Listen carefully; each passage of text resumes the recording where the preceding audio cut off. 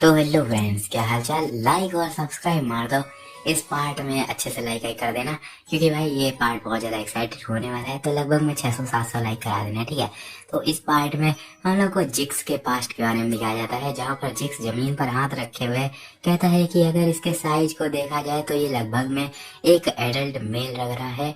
और इस समय पर देखा जाए ये ट्री के आसपास जिस हिसाब से घूम रहा है, तो मेरे हिसाब से वो यहीं थोड़ी देर पहले यहीं पर था। हाँ, मुझे मिल गया। और एक शायद से 12 सिंगा होता है। और मेन कैरेक्टर बताता है जहाँ पर नॉर्थन एम्पायर के ग्रासलैंड में, जहाँ पर कोई भी एम्पायर की आवाज पहुंच नहीं सकती थी, वहां पर जहाँ पर दुनिया का पूरा पूरा अंत जैसा दिखता था, उस जगह पे तुम्हें हर समय देखना पड़ता था कि रात में कि तुम्हारे जो धड़ है उसके साथ में तुम्हारी गर्दन लगी हुई है या फिर नहीं, तुम्हें ये चेक करना पड़ता था। और जिक्स बहुत ज्यादा जो घूमने वाले लोग होते हैं, मतलब ऐसे लोग जो कि बिल्कुल जिनका कोई घर नहीं होता है, उनके एक कबीले से आता था।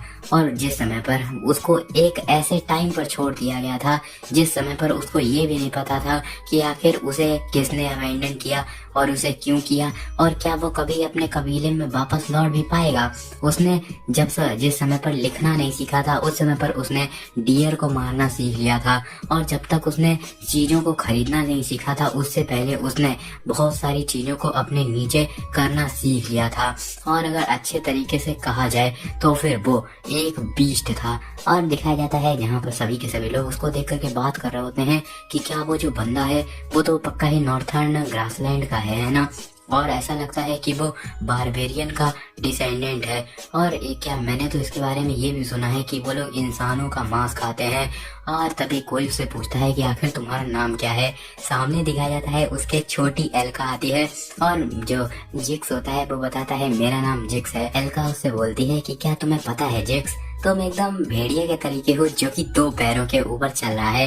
राइटर बताता है कि उस समय पर ये रियलाइज हुआ कि वो इस समय पर इतने समय तक अपनी जिंदगी को जैसे इधर उधर घूमते हुए बिता रहा था, जानवरों के बीच कहीं लेटना, कहीं साइड रोड पे लेटना, या फिर ऐसे खुली मून के नीचे लेटना, और एक बिल्कुल लोमड़ी के बच्चे के तरीके, मतलब भेड़िए के बच्चे के तरीके बिल्कुल लेटे रहना। और उसको छोटे पर ही अपने वो कबीले से अलग कर दिया गया था। और वो लड़की पूछती है क्या तुम ठीक हो जिक्स। जिक्स एकदम रोने लगता है। और राइटर बताता है कि वो इतने पूरे समय तक एकदम अकेली जिंदगी को जी रहा था। जैसे ही पहले दिन वो अपने साथी से मिला, जिक्स को एकदम से अकेलेपन की फीलिंग का महसूस हुआ। एल्का और उसके फादर ने उसको अपनी फैमिली के अंदर में वेलकम किया। उसके बाद में उसने सिविलाइजेशन में रहना सीखा।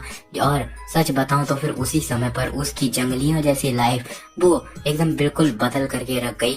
और वो उसकी जो जंगली लाइफ थी सिर्फ और सिर्फ एक मेमोरी के रूप में ही रह गई। और उसी समय पर एक भेड़िए का बच्चा वो एक इंसान बन गया। और जिक्स अपने मन में कहता है कि लेकिन अगर उसको प्रोटेक्ट करने की अगर बात आती है तो फिर मुझे कोई भी फर्क नहीं पड़ता है। मैं किसी भी तरीके से जब चाहूँ उस समय पर बीस्ट बन सकता हूँ। मैंने उस रोड टेलर बंदे के बारे में बहुत सारे रूमर्स को सुना है।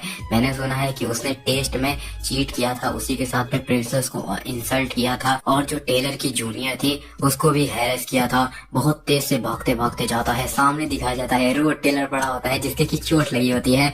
और रोड टेलर पूछता है कि आखिर तुम कौन हो। जिक एकदम से आता है और रोड टेलर का गला पकड़ लेता है और बोलता है कि हे एल्का, एल्का कहाँ पर है, आखिर तुम इस समय पर यहाँ पर क्या कर रहे हो, पहले जल्दी से जल्दी मुझे बताओ। इसको सुनकर के रोड टेलर बोलता है कि रीडिंग रूम फ्लोर नंबर 3।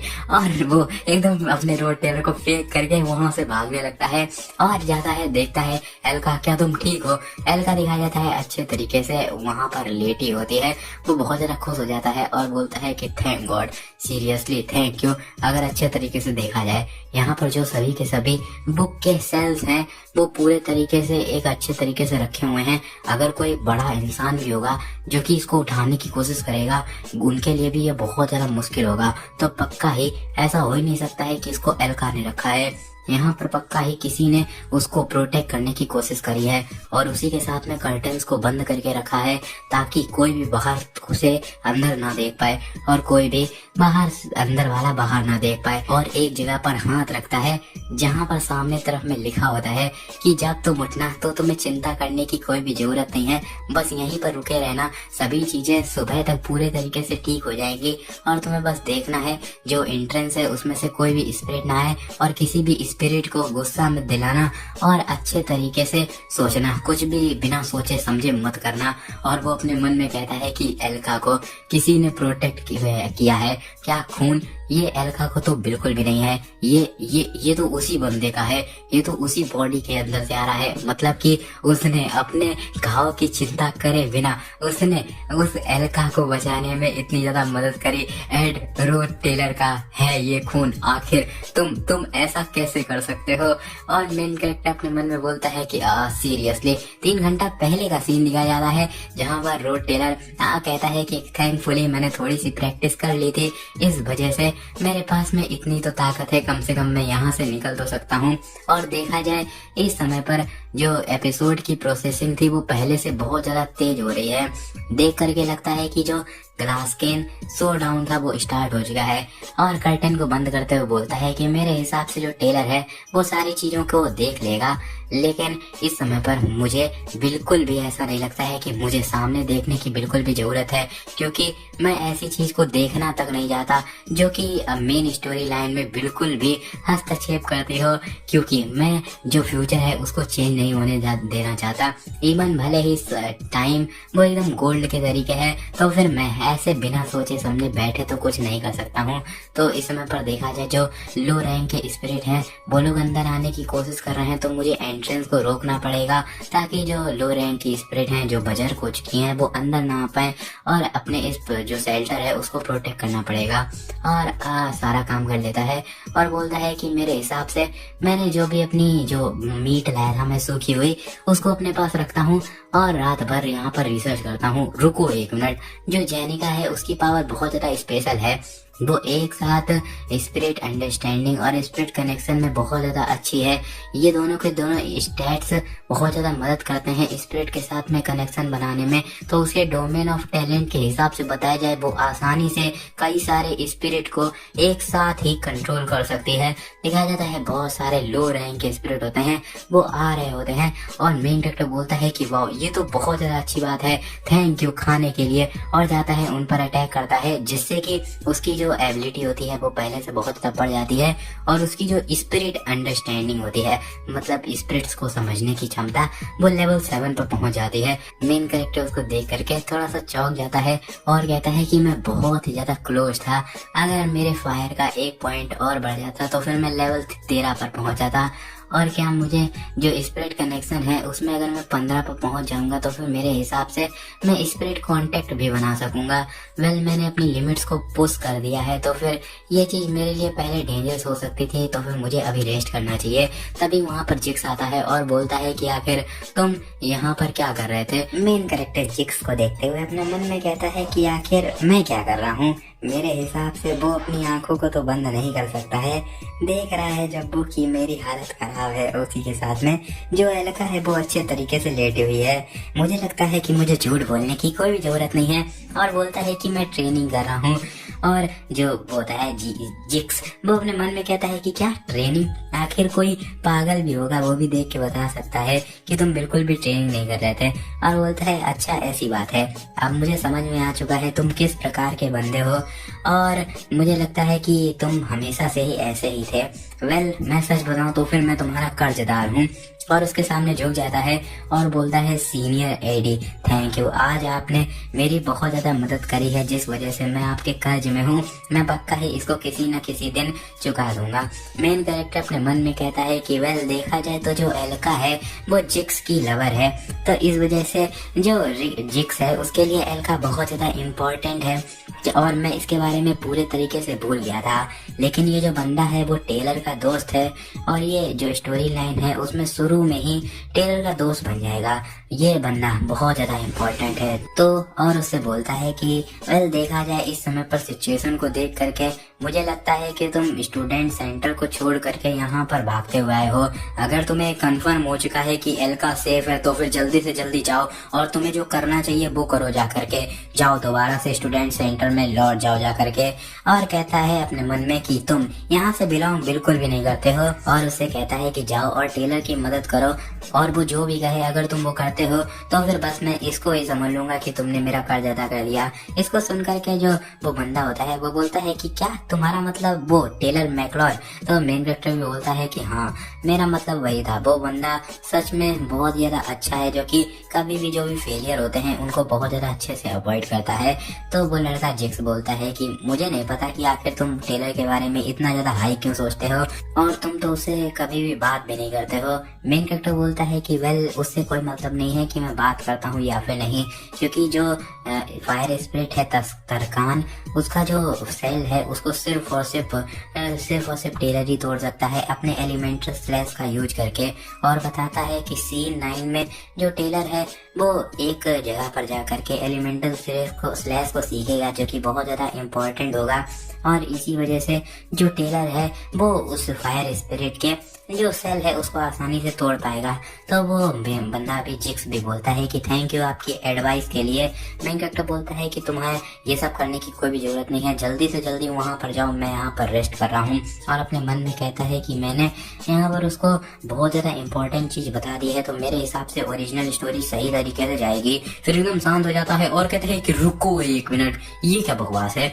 जो वो बंदा है जिक्स वो अभी तक टेलर का दोस्त नहीं मिला बना है। और सीन 9 में दिखाया जाता है जब असेसमेंट टेस्ट हो रहा होता है उस समय पर एक डुअल के अनुसार तो जो जिक्स होता है वो आसानी से टेलर को हरा देता है, लेकिन उस समय पर टेलर जिक्स को बहुत ज्यादा अच्छी टक्कर देता है जिस वजह से ये दोनों के दोनों दोस्त बन जाते हैं।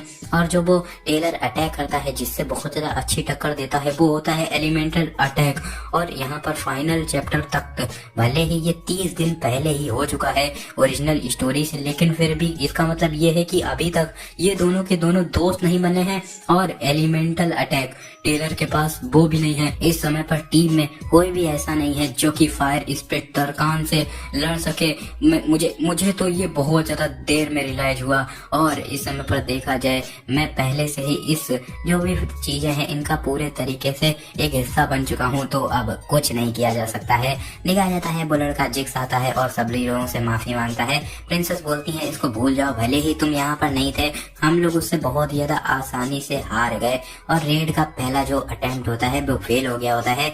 एक बंदा जो कि रॉयल गार्ड होता है वो बोलता है कि प्रिंसेस हम लोगों को थोड़ी देर इंतजार करना चाहिए और दोबारा से लड़ना चाहिए जब तक रीइंफोर्समेंट भी आ जाएगी और मैं दोबारा से अटैक करूंगा, तब तक मेरा जो पैर है वो भी ठीक हो जाएगा। प्रिंसेस बोलती है तुम्हें कोई भी चिंता करने की जरूरत नहीं है, अब तुम बिल्कुल सही तरीके से चल भी नहीं सकते हो, तुम्हें यहीं पर रेस्ट करना पड़ेगा। इसको सुन करके वो बोलता है कि अगर आप चाहती हैं, मेरी इतनी ज्यादा फिक्र करती हैं, तो फिर मुझे आज जा करके लड़ाई करने दीजिए। इसको सुन करके प्रिंसेस बोलती है कि क्लियर तुमको पता है ना मेरे पास में भी एक दिल है। और अपने मन में बताती है कि फॉर्चुनेटली जो सभी की सभी टीम थी वो वापस आ गई, उसी के साथ में जो क्लियर था वो उसकी जो स्क्वाड थी उसमें से कई सारे लोग इंजर्ड हो गए। क्या यहाँ पर कोई रास्ता है यहाँ से निकलने का?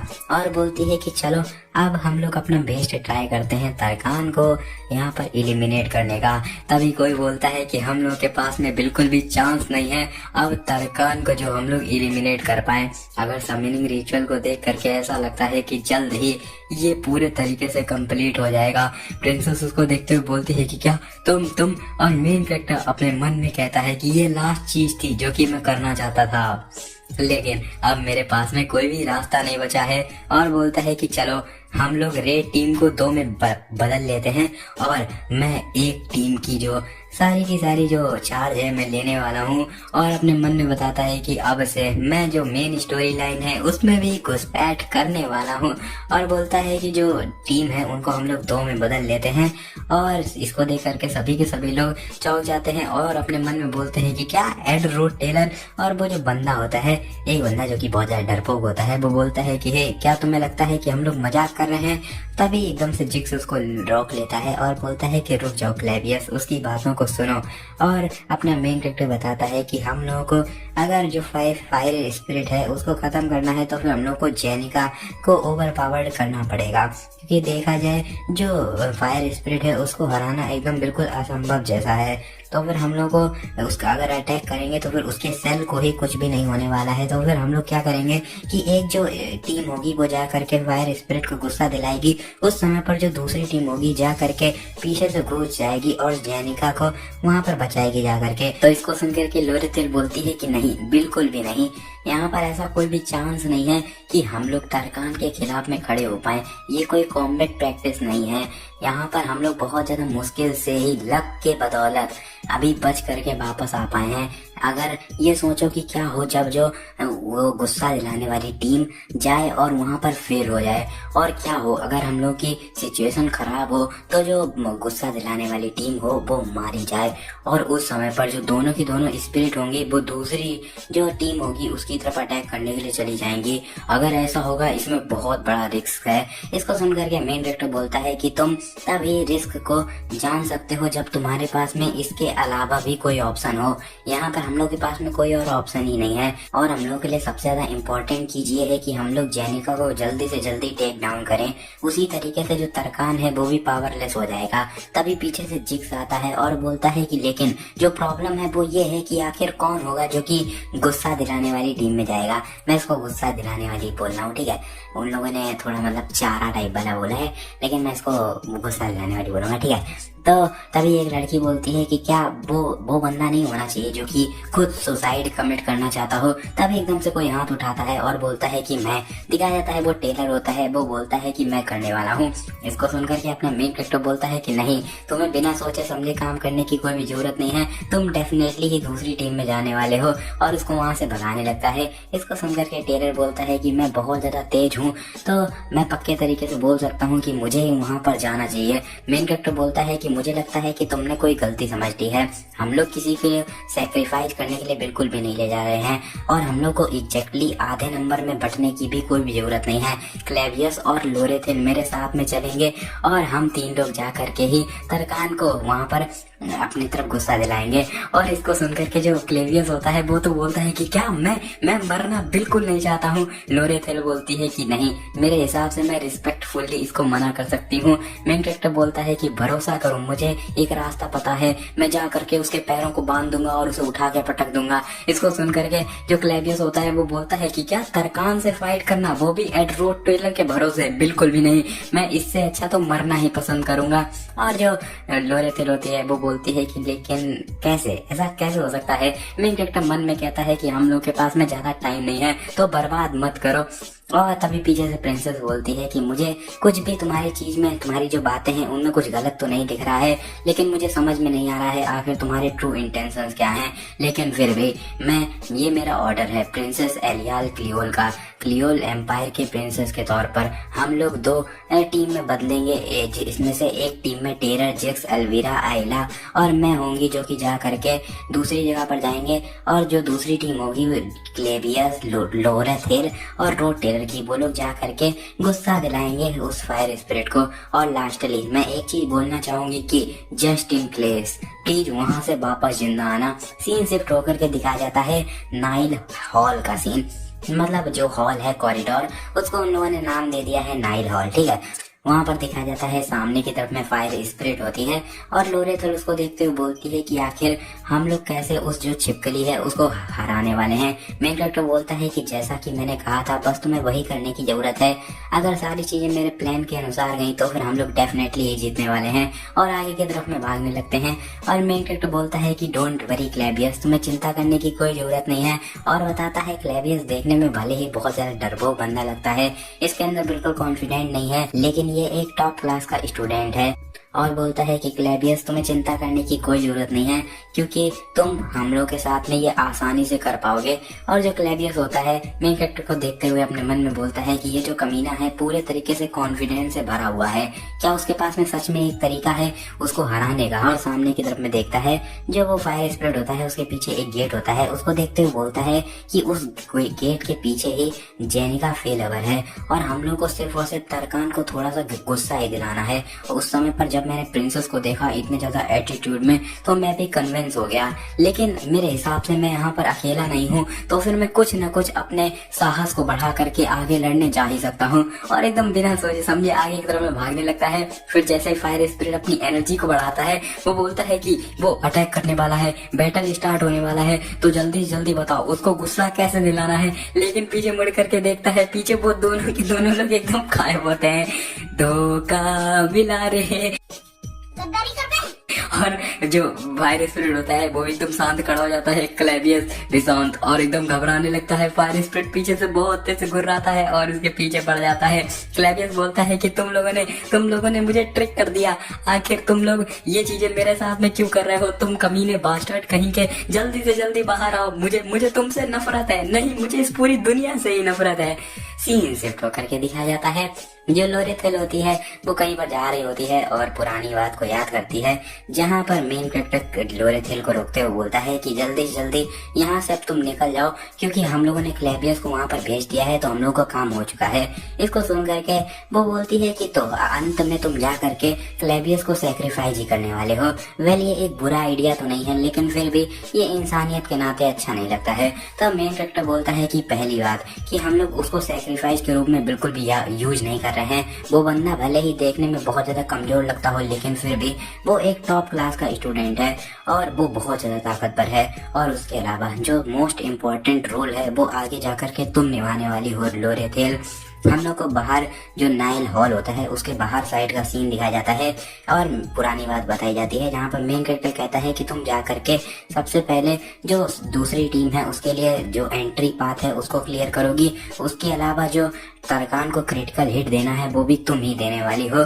और जो लोरेथेल होती है वो कई सारे अपना मैजिक का यूज करती है और बोलती है कि वेल मेरे हिसाब से हम लोगों को कभी भी किसी के भी कैरेक्टर के बारे में सिर्फ और सिर्फ र्यूमर्स से नहीं सोचना चाहिए। पुरानी बात को याद करती है, जहाँ पर मेन कैरेक्टर कहता है कि मैं पक्के तरीके से बोल सकता हूँ कि दूसरे लोग इस चीज के लिए हेजिटेशन करेंगे और खुद पर ही डाउट करेंगे, लेकिन मेरे हिसाब से तुम इन चीजों में बहुत ज्यादा अच्छी हो। दिखाया जाता है लोरेथेल अटैक करती है और बहुत तेज से अटैक करती है सामने की तरफ में, जिससे सामने का जो कॉरिडोर होता है वो टूट जाता है दीवार और सामने से सभी के सभी लोग आ जाते हैं।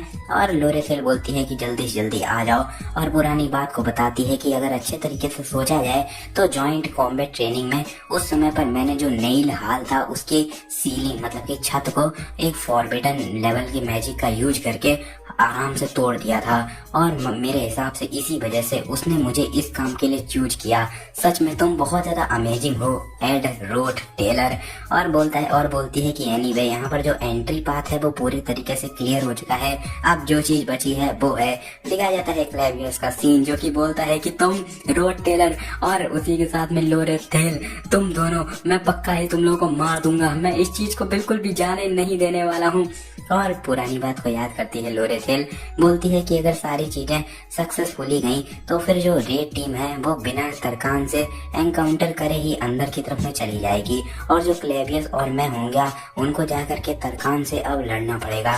लेकिन तरकान के खिलाफ लड़ना वो भी उस प्लाजा के अंदर तो बहुत ज्यादा मुश्किल होने वाला है और जो तरकान है उसको ऐसे हराना एकदम असंभव होने वाला है। और क्योंकि ये इस वजह से होने वाला है क्योंकि तुम देख ही सकते हो जो वो फायर स्पिरिट है उसके आसपास में एक सेल जैसा है जो कि बिल्कुल टूटता ही नहीं है। इसको सुन करके लोरेथेल भी बोलती है कि हाँ मैंने प्रैक्टिस के दौरान उस पर अटैक किया था लेकिन फिर भी उस पर एक खरोंच तक नहीं आई थी। मेन कैरेक्टर बोलता है कि हाँ लेकिन हम लोग इसका यूज करके उसको मारने वाले हैं, अपना हम लोग इसी का यूज करके कई सारे माना को जमा करने वाले हैं। और भागते हुए कहता है कि लोरेथेल एकदम सही थी, किसी भी एलिमेंटल स्लैश के बिना उसको हराना एकदम बिल्कुल ही मुश्किल है।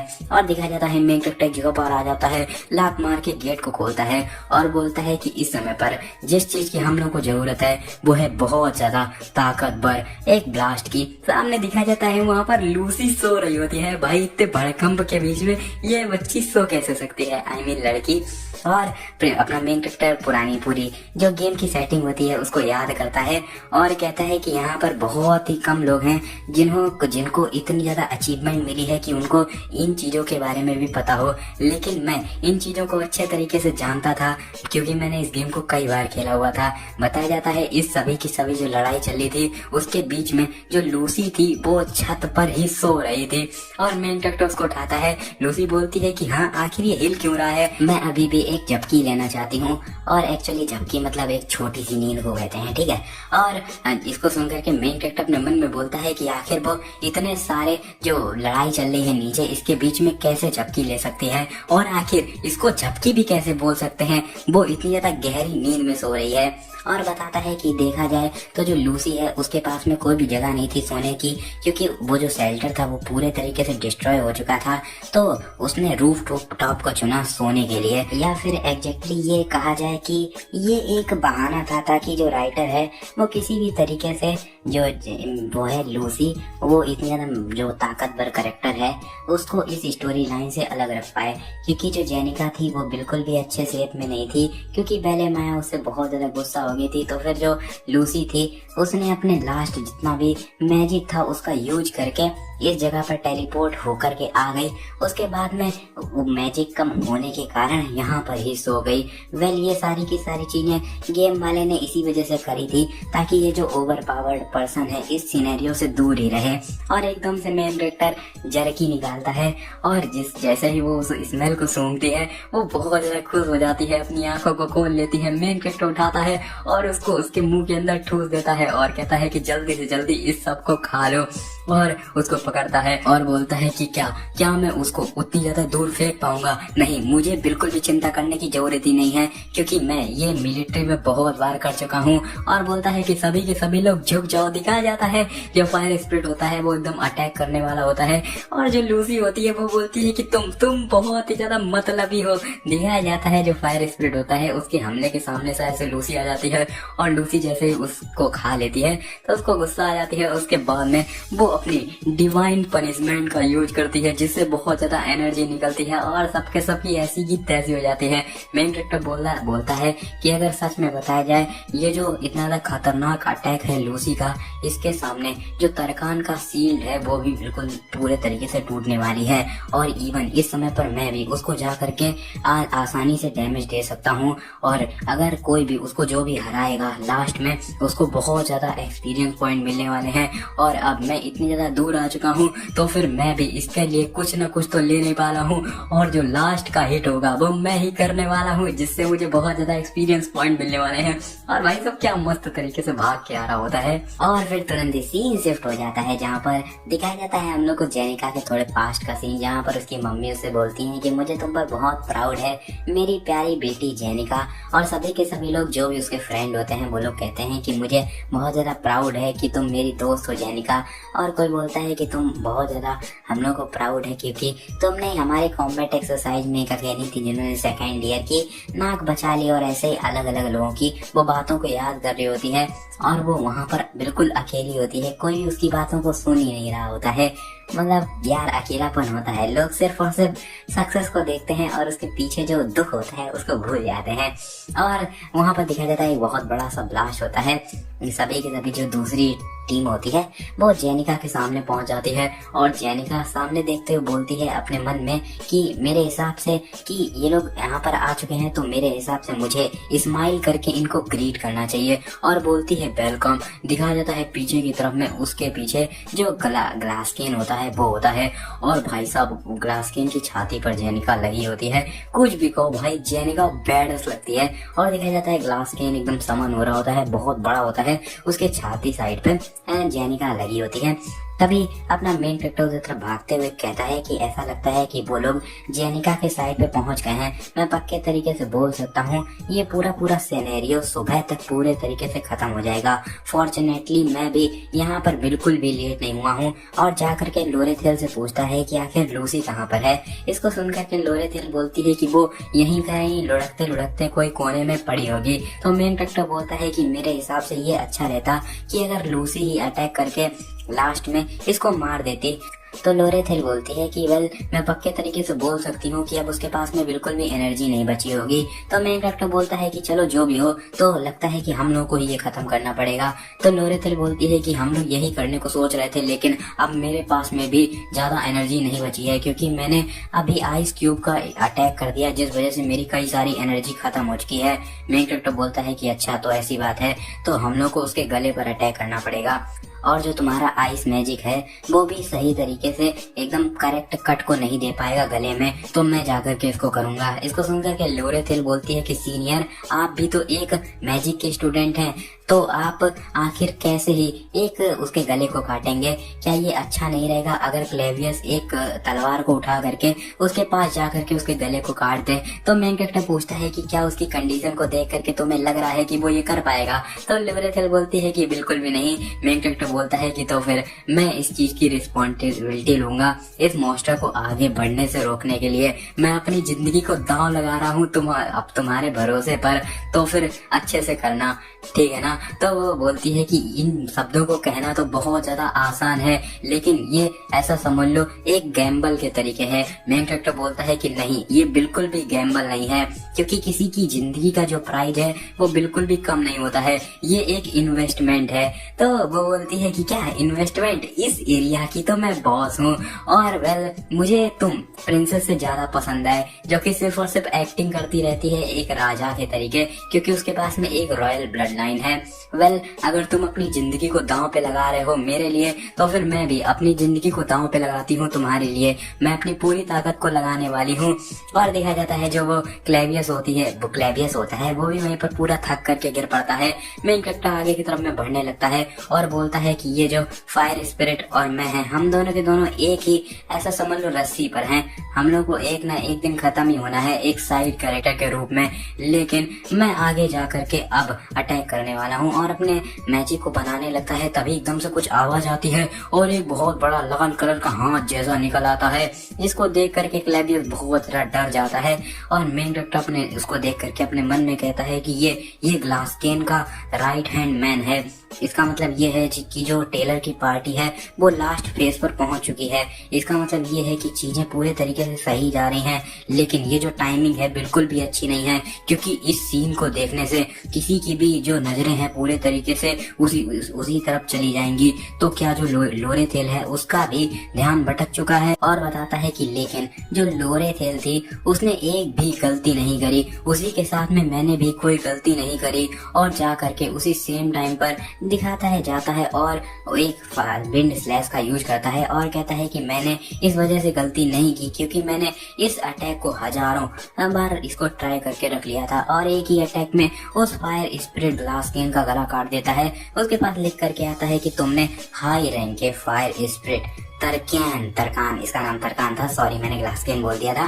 ग्लासकेन वो जो मेन स्पिरिट थी उसका था, उसको हरा देता है, मार देता है और वहां पर उसको बहुत सारे स्पिरिट के जो मैजिक का पॉइंट होते हैं वो मिलने लगते हैं। उसकी जो प्रोफिशिएंसी होती है वो बढ़ जाती है। बताया जाता है तुम्हारा स्पिरिट कांटेक्ट स्लॉट खुल चुका है और अब तुम एक स्पिरिट के साथ में कांटेक्ट भी बना सकते हो। मेन कैरेक्टर पीछे की तरफ में देखता है और देखा जाता है जो टेलर होता है वो उसी हाथ की तरफ में बढ़ रहा होता है। मेन कैरेक्टर बोलता है कि तो वो टेलर है और मेरे हिसाब से वो आगे जा करके सच में इस दुनिया का प्रोटैगनिस्ट है। उसको देख करके लग रहा है। वो टेलर ऊपर की तरफ में जाता है और एकदम पूरे हाथ के ऊपर कट जैसे बन जाते हैं और एक बहुत बड़ा सा ब्लास्ट होता है। टेलर एकदम नीचे की तरफ में गिरने लगता है और एकदम से बहुत ज्यादा तेज से कुछ रोशनी टाइप में होती है। मेन कैरेक्टर बोलता है कि तो सारी चीजें खत्म हो चुकी हैं और सुबह का टाइम हो जाता है। दिखाया जाता है वो तीनों के तीनों लोग पेड़ के नीचे बैठे होते हैं और अपनी लूसी, भाई एक नंबर कैरेक्टर है, मस्त सोने में व्यस्त।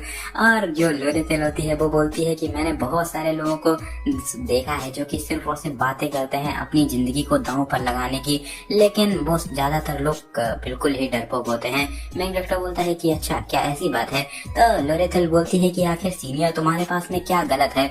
तुम अभी एकदम मौत की सिचुएशन से निकल के आए हो, तो फिर तुम्हारे अंदर बहुत सारे सेंटीमेंट होने चाहिए थे। चलो मैं फिर से तुम्हें अच्छे से इंट्रोड्यूस कराती हूँ। मेरा नाम है लोरेथिल कैचलैन। और मेन कैरेक्टर बोलता है कि हेलो, और जैसे ही वो हाथ मिलाता है तो फिर जो लोरेथिल होती है वो उसको फिर से कॉइन पकड़ा देती है और बोलती है कि मैं इस बार जीत गई। जब तुम अब बिल्कुल भी अब तैयार नहीं थे तब मैंने इसका यूज किया, तो अब तुम्हें भी मुझ पर एक फेवर करना पड़ेगा, है ना? तो सीनियर चलो दोबारा से मिलते हैं। मेन कैरेक्टर को देखते हुए अपने मन में बोलता है कि क्या वो अभी भी मेरे टच में रहना चाहती है। वेल मैं तो अब इसमें बिल्कुल भी इन्वॉल्व नहीं होना चाहता हूँ। तभी सामने से वो टेलर आता है और उसके सामने झुक जाता है और बोलता है कि मैं कुछ कहना चाहता हूँ। मेन कैरेक्टर उसको देखते हुए बोलता है कि उसकी अपीयरेंस को देख करके लग रहा है उसका स्वॉर्ड्समैन का जो रूप है वो पूरे तरीके से निखर के आ चुका है। तो फिर इस समय पर ये जो बिल्कुल गेम के तरीके ही लग रहा है जैसा कि वो गेम में लगा करता था। और टेलर बोलता है कि वेल मैं इस समय पर तुम्हारे कर्ज के नीचे आ चुका हूँ, तो थैंक यू। तभी पीछे से क्लेविस चिल्लाता है कि हे टेलर ऐसा मत बोलो, उसको बिल्कुल भी रिस्पेक्ट दिखाने की कोई जरूरत ही नहीं है, क्योंकि तुम्हें बिल्कुल भी पता नहीं होगा कब वो आकर के तुम्हारे पीठ पे चूरा भोंक दे। इसको सुनते ही जो सभी के सभी लोग होते हैं वो बोलते हैं कि हे क्लेवियस शांत हो जाओ, और तीनों के दिनों इतने खतरनाक तरीके से बोलते हैं। क्लेवियस भाई एक नंबर का डरपोक इंसान, वो वहां पर रोते हुए बैठ जाता है। प्रिंसेस आती है और बोलती है कि एड रोड टेलर तुमने बहुत ज्यादा अच्छा काम किया, तो फिर मैं तुम्हें रेकमेंड करूंगी काउंसिल स्टूडेंट के रूप में। लेकिन मेन कैरेक्टर बोलता है कि बिल्कुल भी नहीं, लूसी ने तरकान को मारने में बहुत ज्यादा मदद करी और टेलर ने जो वेलोस्फर और उसी के साथ में ग्लासकेन था उसको भी मारा, तो उन पर फोकस करो। तभी एकदम से पीछे से एक लड़की आती है, वो बोलती है कि ओ मेरी, हम लोगों को पता है कि लूसी और टेलर ने भी अच्छा काम किया है, लेकिन हम लोग तुम्हारे बारे में बात कर रहे हैं, क्या तुम्हें शर्म आ रही है? तभी पीछे से जिक्स बोलता है कि हे वो तुम्हारे सीनियर है अलविरा, थोड़ी सी उन्हें रिस्पेक्ट दिखाओ। तो इसको सुन करके अलविरा बोलती है कि हे आखिर तुम उसकी साइड बार बार क्यों ले रहे हो? जिक्स बोलता है कि वो सीनियर है, थोड़ी रिस्पेक्ट दिखाओ। मेन कैरेक्टर बोलता है कि इतने लंबे समय तक मैं सिर्फ और सिर्फ मेन कैरेक्टर के साथ में डिस्टेंस बनाने की कोशिश कर रहा था ताकि मैं कोई भी ओरिजिनल स्टोरी लाइन को अफेक्ट ना कर दूं, लेकिन इस समय पर मुझे एक चांस मिला है उन पर अच्छे तरीके से उनको देखने का। इस समय पर मुझे बहुत ज्यादा अच्छी फीलिंग आ रही है आफ्टर ऑल, क्योंकि मैंने इनको देखा है इनके दुनिया में अपने अपने रोल को निभाते हुए, और हर टाइम ये लोग अपनी अपनी प्रॉब्लम से लड़ते थे और जैसे जैसे टाइम बीतता था उतने ही ज्यादा ये लोग स्ट्रांग बनते जाते थे। और टेलर की बात करी जाए, जैसे जैसे इसके सामने मुसीबतें आएंगी वो पहले से और ज्यादा ताकतवर बन जाएगा, और आइला भी उसी के साथ में टेलर के ही जैसे ताकतवर बनती जाएगी।